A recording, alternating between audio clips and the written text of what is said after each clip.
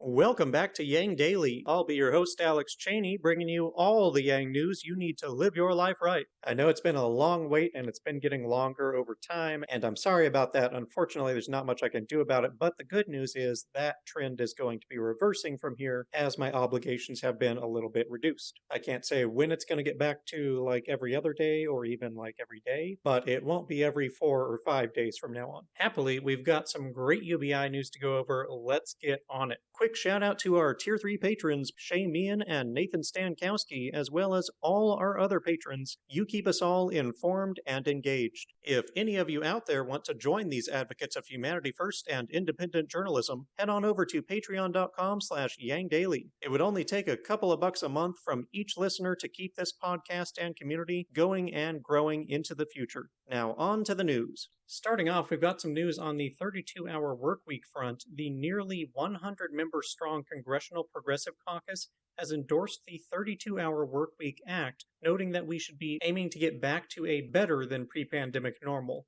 As we've covered, this bill would not ban 40-hour weeks, but it would require overtime pay beyond 32 hours, providing a strong incentive. As longtime listeners know, 32-hour workweek trials have unanimously shown only benefits from the reduction of hours without reduction of weekly pay for both employers and employees. Past a certain limit, working more hours is simply counterproductive, and for the average human, that limit is less than 32 hours a week. So lowering the standard workweek is simply a more efficient and pleasant way to work and live. Tell your representatives to support the 32-hour workweek act for a stronger, healthier economy and society. Moving on to UBI, UBI Works has put together an informative thread covering all the health effects of UBI observed in Canada's experiments, including massive increases in healthy eating and exercise, and reductions in smoking, alcohol use, suicide, and hospitalization. Good one to bookmark and refer others to. Mayors for AGI and the Insight Center collaborated on a paper regarding how achieving UBI requires changing the narratives around our economy, poverty, incentives, and human value. The paper addresses a number of false narratives, such as the myths that everyone earns what they get, or that all poor people are lazy, and they present the empirical facts on these matters. The point made is an important one. No matter how right UBI may be, politics is more stories than facts. Even if all the facts are on our side, we need to sell that truth to the people, especially the powerful ones, in order to see action. You can't just say, you're wrong and here's the data that proves it. I wish it were that simple. Unfortunately, humans easily dismiss data that disagrees with our beliefs. You have to feed them a better story than the one they have, one that actually matches the facts. The power of narratives is apparent in how easily they subvert people into working against their own best interests. Observe the way many exploited workers will defend wage slavery because they've been taught to see anyone who refuses exploitation as lazy. Back in the days of chattel slavery, the narrative was that people with differently colored skin were less intelligent and less human,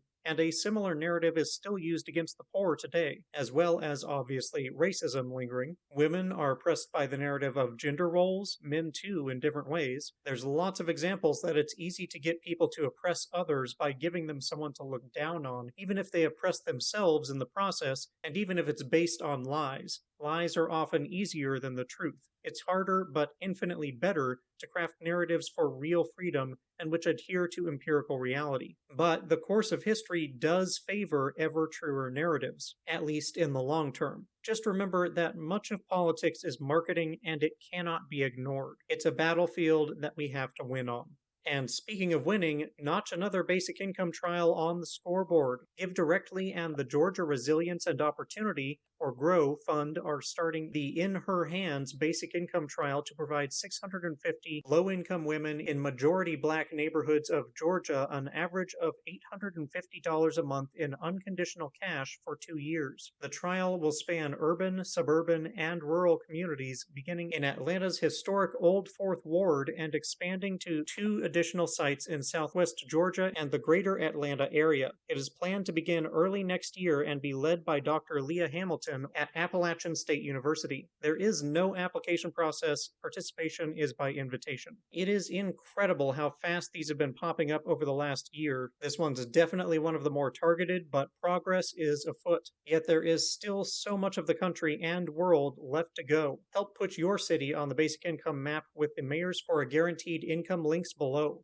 And in potentially bigger news, it appears that Barbados is moving ahead with a plan for nationwide UBI. The special envoy to the Prime Minister of Barbados recently said, quote, a citizen's dividend may be combined with the annual reverse tax credit to form some kind of universal basic income. We are moving toward UBI across three fronts. Despite all the pressures from international agencies to target, we hold the line on universality. That's why we restored free tertiary education for all. The idea is that some of the income produced every year would be given back to all citizens over the age of 18, perhaps in the form of a citizen's dividend. Over time, the citizen's dividend and reverse tax credit could form the basis of a UBI and create a greater sense of belonging to all of our people. End quote. So it appears we have another country to add to the list of candidates for the potential first purveyor of UBI. Go get 'em, Barbados. But the medal has yet to be claimed. Help your country get there first. And finally, we are once again in the situation of political games causing a potential lapse in coverage for vitally important financial aid in the U.S. If Congress does not pass the extension of the improved CTC in the Build Back Better bill by December 28th, parents will miss at least one check. We are on the clock to get hungry kids the food that they need. Check the resources below and help get it done.